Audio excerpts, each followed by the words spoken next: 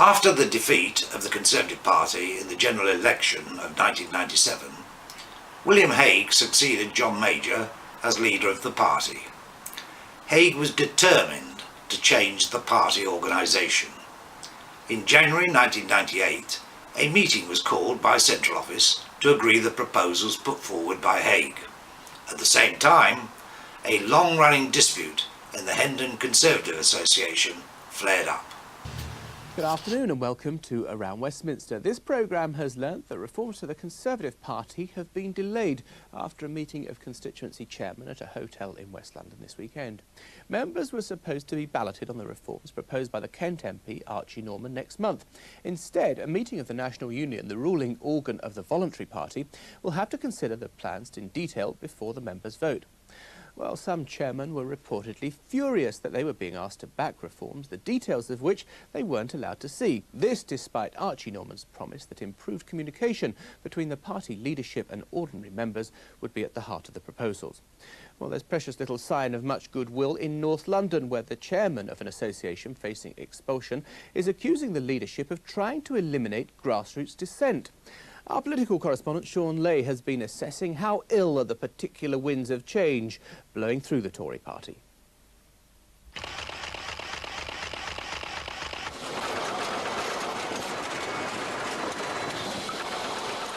How much do you have to change the technology here?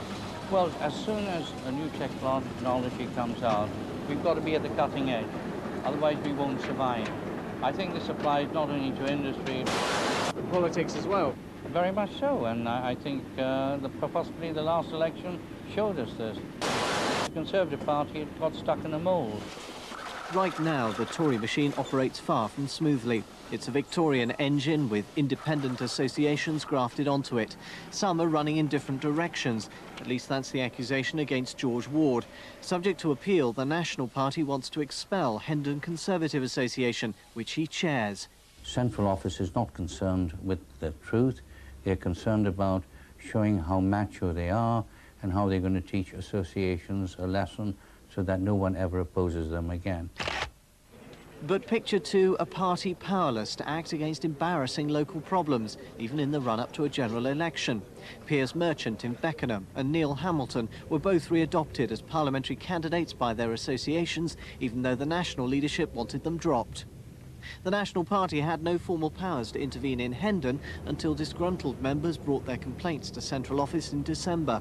So weak has been the Centre's control of associations that until this month's decision to disaffiliate Hendon, no constituency party had been expelled in 50 years. The proposed changes would for the first time create one national Conservative Party, with greater influence over choice of candidates and the power to discipline errant local parties. In return for giving up some of their autonomy, members will have some role in policy making. There'll be primaries so that all members can choose the party's candidate for mayor, and perhaps for European Parliament elections too.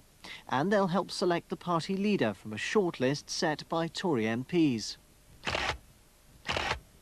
Constituency chairmen were invited to a meeting with other senior Tories at a Hammersmith hotel this weekend, their last chance to influence the reform package. But if they'd expected to see the wrapping taken off the proposals, they were to be disappointed. The agenda was rather thin on detail. Despite this, some local party chairmen in the South East believe the reforms will attract new members. We've already got people phoning up, asking if they can join.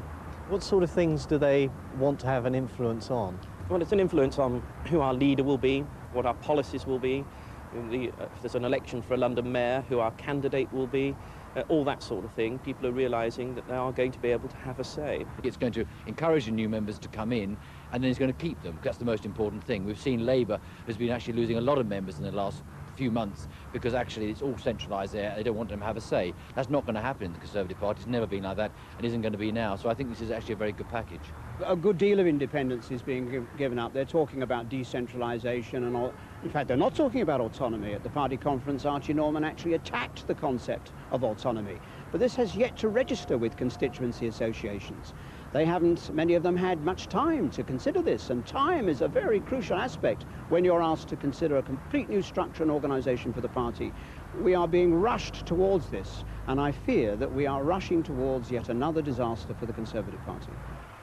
The meeting voted to delay the membership ballot, which was due on the 15th of February. Before it can take place, members of the National Union will meet, and this time they'll want to see the details.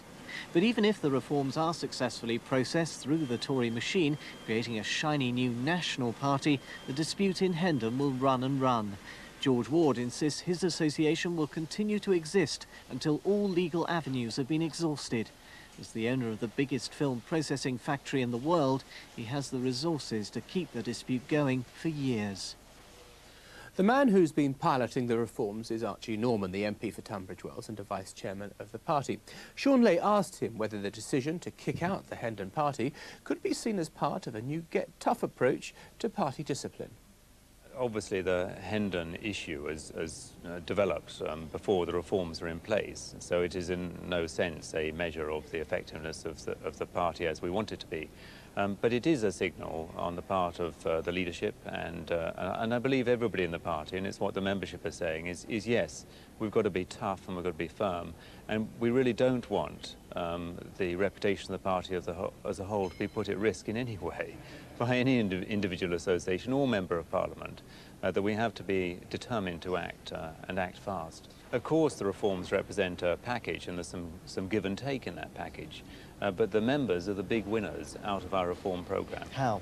Because they will get the final say, the decisive say in the election of the leader. That's a decision now, and it's a very, very exciting decision. It leapfrogs the Labour Party's position. Of course, the parliamentary candidates, the members of Parliament select the 2 or 3 candidates to go forward, but that's not the crucial vote. The crucial vote is by the members.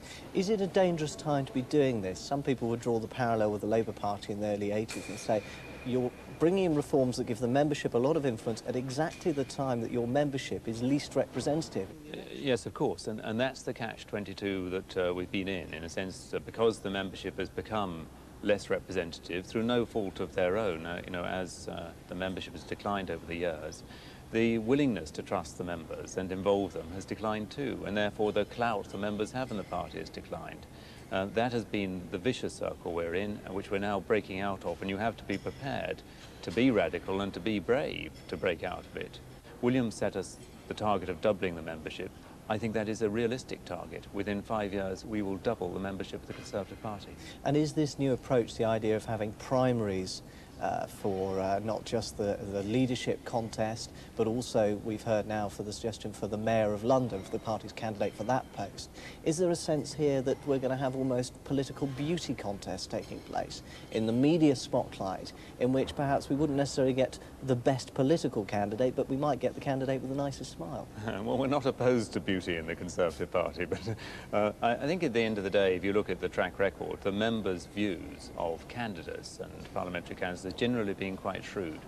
We haven't finally decided how the London elections would take place, but as far as the leadership is concerned, obviously it's not possible for the leader to have meetings with the whole party, but undoubtedly in the leadership election process there will be a great number of meetings around the country. And there's an incentive for members to participate in the party and for people to become members of the Conservative Party. Is it healthy, though, that somebody like Geoffrey Archer, because of the way a primary might work, is able to achieve a prominence that other Conservatives might not be able to do? Well, there is a concern that if you introduce too widespread a form of simple form democracy into the party, then it will favour those who have a great deal of money. I'm not getting at Geoffrey particularly. I think he's an outstanding candidate. But there is a concern that it will favour those who have a lot of time and a lot of money. And that's why, as a general rule, the approach we've adopted is to ensure that rather than people voting for candidates by postal ballots, by looking at CVs and leaflets, they have to come along to a meeting and they have to hear what the candidates have to say, and the candidates have to be there for interrogation and questioning. But is that what members will actually get? Some enthusiastic campaigners for greater democracy in the party are sceptical. John Strafford from Beaconsfield Conservatives is a member of the party's National Union. He was at this weekend's meeting and he's with me now. John Strafford, you've made your life's work campaigning for greater democracy in the Conservative Party. Here comes a leader who says, I too want greater democracy in the party. I want to reform it. He comes forward with proposals and you vote against them. Well, I haven't voted against them because a number of the big issues have still got to be decided, because what came out of yesterday's meeting was a decision to not send out the ballot to all the members until the full constitution, the new constitution of the party, has been published, and there's been an opportunity to debate it at the National Executive meeting at the end of February. So did you suspect that for all the talk of democracy, you were actually being railroaded? I thought when I turned up at yesterday's meeting that we were going to be steamrolled in the old-fashioned Conservative Party way. And to my surprise and delight, we weren't steamrolled. They decided to have this meeting at the end of February. And that's a big change now in the approach of the Tory Party. This has been a good week for democracy. Having now got a vote in the leadership election, now we're going to see the Constitution and be able to have a proper debate before it goes out to the members. Explain to me why a delay. Because at yesterday's meeting, what the original intention was that the Constitution was going to have to be approved in its strategic form. But we haven't had a copy of it. And you can't approve something that you haven't had a copy of. And so what is now going to happen is that Constitution, a final draft of it, is going to be published in mid-February, and it will then go to a meeting at the end of February so that there'll be a genuine debate. We heard Eric Chalker in our film talking about a potential disaster waiting for the Conservative Party again. Do you disagree with him? If we don't get this reform right, then it will be a disaster. But there is every indication that we can still get it right. I'm hopeful, I'm still hopeful. There's some big issues still to be resolved. There's a whole question of election of party officers. There's a question as to, do we create a unified party by bringing in the MEPs onto the Board of Management? Do we have a genuine unified party at the National Convention level, where at the moment it's just the voluntary party? It ought to include MPs, councillors, MEPs as well. You want more democracy. Doesn't William Hague need more power to avoid, I don't know, the situations that we had at the general election, in the disgrace in Tatton, in Beckenham and Beaconsfield, all those problems that came to the fore where John Major was made to look a monkey? Well, in Beaconsfield I was there, and so we actually got rid of our MP, and in fact, yeah, Beckenham we did all right. Well, he needs power, but we also need to have leadership. The great test of a leader is that if he can bring everybody with him and get his way, and he's got to persuade people. And the essence of democracy is accountability. And if a leader knows that ultimately he's accountable to the membership, then he's going to take their views into account. And what happened in the last Parliament is that the political element got cut off from the grassroots and ultimately from the electorate. And do you believe that the changes now being pursued are going to change that fundamentally? Well, we won't know until after February, the end of February, and when we go out to the ballot, whether these changes are going to be brought in. If we get it right... William Hague launched the ideas for a party constitution. The document was called The Fresh Future. Tory leader William Hague will explain how he plans to modernise the Conservative Party later on today.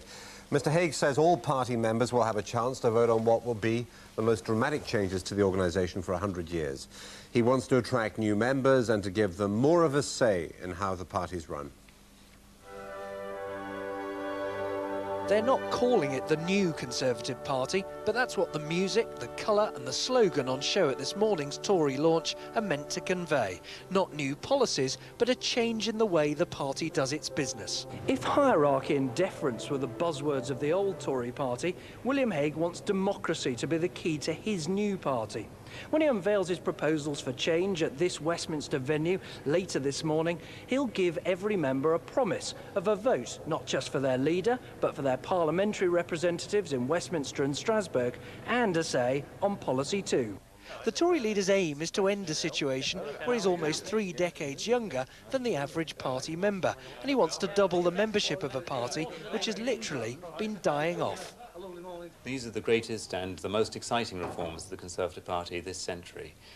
They mean that we will have the capacity to create a more exciting, more involving, more democratic volunteer party. Our objective is to create the largest volunteer political party in the Western democratic world, and that's what these reforms will enable us to do. Those who fought for democracy in the party are, however, only giving 2 cheers. They complain that the Conservatives will still be run from the centre and not by ordinary members. until we have democratic accountability, the party chairman elected by the members, the treasurer elected by the members, have a constitution that can be changed by the members, till we have these issues, the party won't be democratic. Whatever the debate about the details, few doubt that William Hague's bringing about a Party's revolution. greatest opportunity, with radical reforms ahead. William Hague, 36, wants a youthful Tory party. Promising to turn it into the biggest mass volunteer party in the Western world, he said he wanted half the new members, the current average age is 64, to be younger than him. Against a new mauve background, a sort of foreseeable fuchsia, he claimed to be unwrapping the most radical reforms to a political party in modern British history. The fresh future will enable our party to plant new roots that reach deep into the soil of this country. It is through reform that our party will become once again the party of the whole nation. It is by building on reform that we will put the Conservative Party back in touch with the British people. The reform package sets out to revive Tory organisation and to clean up the party's image. There'll be one member, one vote ballots in future leadership contests. An Ethics and Integrity Committee will act faster against MPs whose behaviour threatens to blacken the party name. The origin of all donations over £5,000 will be declared, and there'll be referendums on the manifesto and on policy issues like the single currency.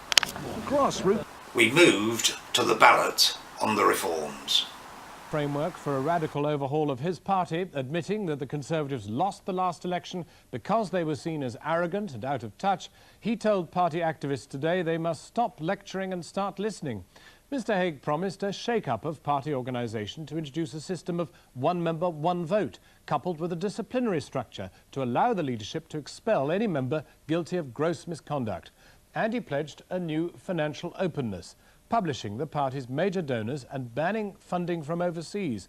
Our political editor, Eleanor Goodman, reports now on Mr. Hague's New Deal and the reaction it has provoked. The audience for this speech were the very people who William Hague regards as one of the Tory party's biggest problems, its ageing and rapidly disappearing members who over the years have jealously guarded their own territory and who are now being asked to accept an organisational framework borrowed straight from the enemy. The deal Mr. Hague is offering them is essentially the same as Tony Blair offered Labour. More power to the centre in return for empowering the individual members, thus bypassing many of the old structures. In selling it to them, Mr. Hague pulled no punches. His analysis of why the Tories had lost the election was blunt. The simple facts are that the voters believed we were divided among ourselves. They believed we had lost touch with some of the people we always said we represented. They formed the view that there was more than a hint of arrogance and conceit in the ranks of our parliamentary party. They questioned our motives and sometimes our competence. If we are to win acceptance and popular support once again, we have to understand why they rejected us. And he was equally blunt about the need to change the party's organisation. Let me tell you frankly, no change is not an option. The fact is that in 1979, we reckoned we had over 1 million members. We probably have a few 100,000 today. There are no precise numbers, but we don't know. That is one of our problems. We're certainly not much bigger than a large football club. We've not always been as popular as a large football club. The solution, he said, was an entire new structure overseen by a new governing body which would bring together the now separate wings of the party. Fundamental to his plan for revitalising the Tories and bringing in new members is a new national membership scheme, preparing the way for a one-member, one-vote system for party decisions.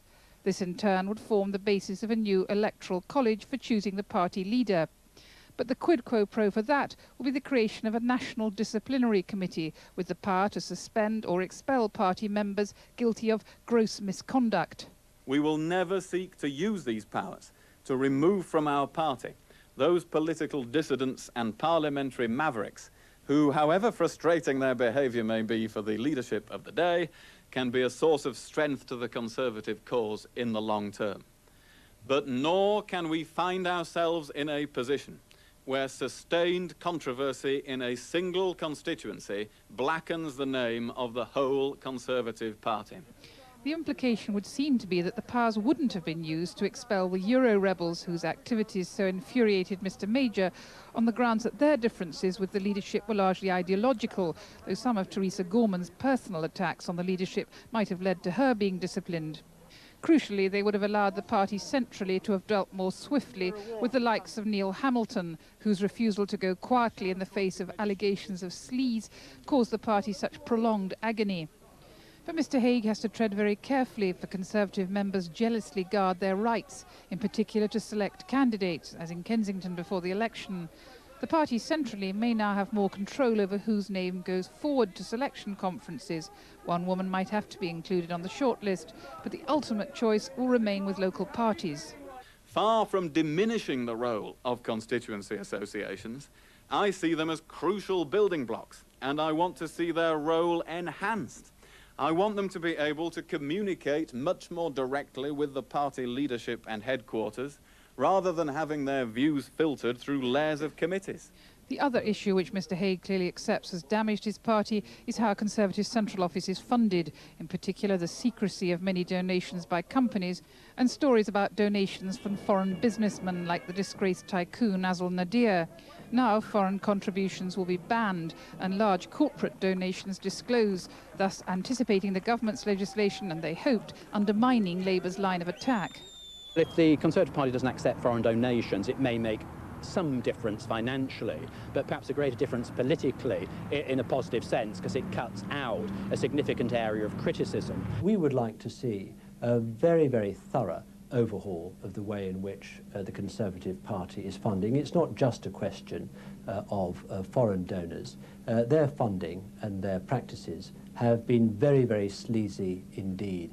But what mattered today was the reaction of Conservative activists. It's very clear to me that William Hague wants a modern, more efficient, reorganised party, but it's equally clear to me that he does not want what I would call a democratic party. He does not want a party that belongs to its members. We've got to make sure that we have centralisation to some extent with a national party register of members. It's a crazy political party where we don't actually know who belongs. It's a high-risk strategy because he's got to persuade a lot of people, he's got to get rid of a lot of vested interests.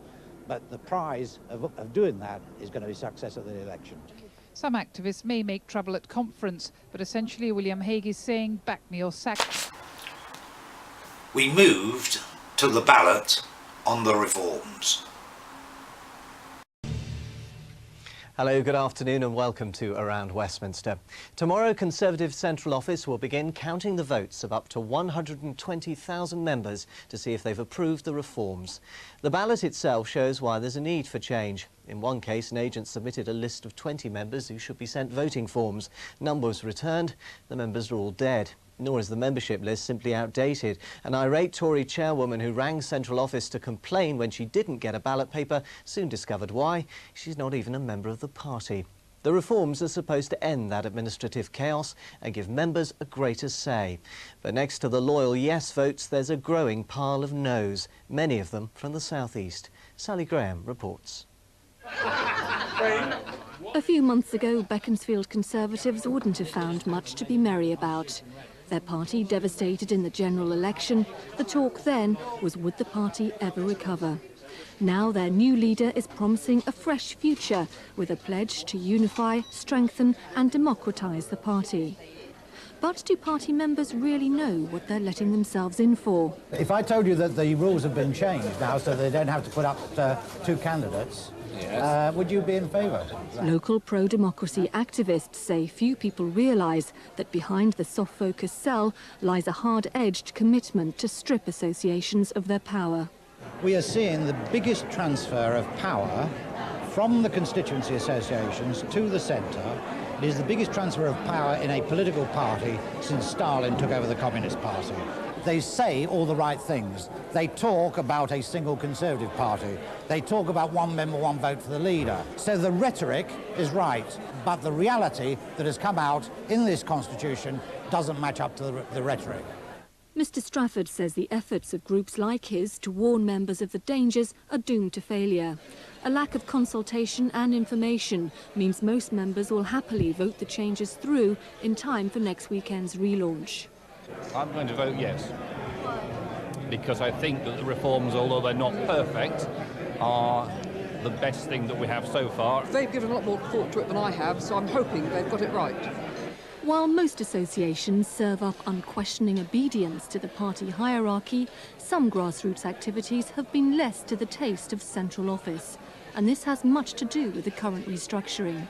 Before last year's general election, Beckenham Tories defied Smith Square and reselected Piers Merchant, despite his colourful private life. This underlined the inability of central office to deal with embarrassing problems in the constituencies. Now, despite the fact the new MP, Jackie Lay, is supporting Mr Hague's root and branch reforms, her association executive are advising members to vote against them. The whole process has been stampeded. I mean, for such a fundamental, radical, historic change in the party's fortunes, if you like, we need, I'd say, at least a year to resolve the matter, and probably longer. But time is desperately short, and I suspect that there will not be sufficient time for all those associations to really analyse it. But I would send out a plea to them all now to really look at all the detail they can, including the Constitution, and you'll see there's some very disturbing elements within it. It's not just associations who've had run-ins with central office that are worried. Advisers on the Wessex Area Political Committee, which includes associations in the Tory heartlands of Buckinghamshire, Berkshire and Oxfordshire, say their members should reject the reforms. We are still loyal, of course. I mean, it is the only party we've got. The point is that we expect the reforms to go through because there will be a large, inert, if you like, popular vote for it in the party. But we want the leader to hear lots of people who have thought about it saying no. But one of the architects of the reforms, the vice chairman of the Conservative Party, dismisses his opponents. Well, I don't know who these so-called critics are. What I know is who the members are. I've talked to thousands of members and written to thousands of members, and I know what they think, and I know what the association chairmen think, and the people who really do the work on the front line. Of course, there may be the odd person who feels discontented, but the real members are totally supportive of what we're doing because they know it brings them back into the mainstream. By Saturday, Mr Norman will know if the path to a new Tory party is going to be a smooth one. Keeping out dissenting voices may be a price he's prepared to pay to make the Conservatives a force to be reckoned with once more. Well, watching that report in our Westminster studio is John Horam, the Conservative MP for Orpington. Mr Horam, good afternoon to you. Good afternoon to you. Your neighbours in Beckenham have good reason to be worried, don't they? They're being asked to give up control over their own local activities in return for some vague promises in a document that aren't actually enumerated in the Constitution itself. No, not at all. I mean, what they're getting is much more democracy. Democracy in terms of one member, one vote for the leader. Also, democracy in terms of the new board of management, which will have elected people from the associations on that for the first time ever. All that is an improvement, an advance on what we've got now, and they're not giving up anything as far as I can see. You raised the question of one member, one vote in leadership elections, but my understanding is that now the Constitution says that the parliamentary party might not even now have to put up two candidates. It could simply say, we're only going to have one candidate, therefore we've decided who the leader's going to be, and vote against him if you dare. It's not very credible, is it? Well, that isn't a very credible scenario, frankly. I mean, I'm quite certain, just as there were 5 or 6 candidates this last time, there'll always be a lot of people who want to be leader of the Conservative Party. There'll always be quite a few candidates. We simply do the shortlisting and narrow it down to 2. Then everybody has a vote, and I think that's a significant improvement. In terms of the role of the parliamentary party, wouldn't it have been appropriate in this new democratic Conservative Party for the members of Parliament to be answerable directly to the membership in some form through this, as you say, new board? Well, I think what's happening here is that there is a check on MPs because there's a new Integrity and Ethics Committee which will embrace everybody who's a member of the Conservative Party, and if you bring the Conservative Party into disrepute, then a case may be heard against you by this committee. Your behaviour may be investigated. So I think that everybody's subject to that, MPs and everybody else. Who decides if you've brought the party into disrepute? I mean, if you stand up and say you don't like the policy, let's say, on Europe, or you don't like the policy on a particular area that the leadership has decided, does that mean the Ethics Committee will crack down? Policy is specifically exempted from the scrutiny of the Ethics Committee. It's simply your behaviour in terms of bringing the party into disrepute, and there will be an independent element, someone with judicial experience judging all that. So I think that's totally fair and is actually, frankly, very necessary. There's no mention of Central Office in this document either. Central Office has been controversial, to say the least. I mean, I heard Sir Norman Fowler at a speech to Conservative councillors in London yesterday admitting that Conservative Central Office had got it wrong during the general election. They hadn't even told members that they were sending cabinet ministers down to do visits. People weren't kept informed. This would have been a good opportunity, wouldn't it, to rein Central Office in and bring it under the membership's control? Well, it has done that. I mean, because you have a board of management for the first time, which... But not all those members will be elected by the ordinary members of the party. But more than half will. More than half will be elected by ordinary members of the party, via convention and by constituency party chairman. And that's not by individual party members? No, not by individual party members, but by a constituency party chairman meeting in a convention, and of course the constituency party chairman, who will have more power, and therefore the constituents themselves will have more power, will have a direct say in electing the board of management, which runs the day-to-day affairs, and including central office. So I think that's an improvement too. So I think all the way around, I really do think it's a far more democratic proceeding we've ever had before. It really is the first time we've had real democracy in the Conservative Party, and including central office, for 100 years. That's brilliant. You're a survivor of those dark days of the Labour Party in the late 70s and early 80s, when we had democracy brought to the Labour Party and the members were given a say. It was a pretty horrendous experience for you and some of your colleagues, I guess. But we protested against that, of course. Are you really saying that William Hague and Archie Norman would hand over power to the ordinary members of the Conservative Party, activists, and take a risk that it may end up in a similar way, a kind of unrepresentative clique? Well, it won't do, because remember the Labour Party, and the thing we protested about when I was in it was the trade union ballot box and all that. They had a huge say in the Labour Party at that time. Less now, but it's still 30%. What we're doing is empowering the ordinary individual member, and this new constitution speaks to the ordinary individual member of the party, not to necessarily to the executive and so forth, but to that person. We want to improve our procedures, bring in new people to the party, double our membership if possible. That means it must be an attractive party to individual citizens who see a point in conservatism, and I believe it will do that. John Horam was wrong. He dismissed the scenario of only one candidate being put forward as leader. Yet this is precisely what happened in 2003 when Michael Howard became leader. He was also wrong in saying that more than half of the board of management would be elected by party members. The Henley Conservative Association was expelled from the party but was subsequently reinstated. William Hague won the ballot. The party got its constitution. It turned out to be an unmitigated disaster. Rather than doubling the membership, it declined from 400,000 at the time of Hague's succession to 160,000 today.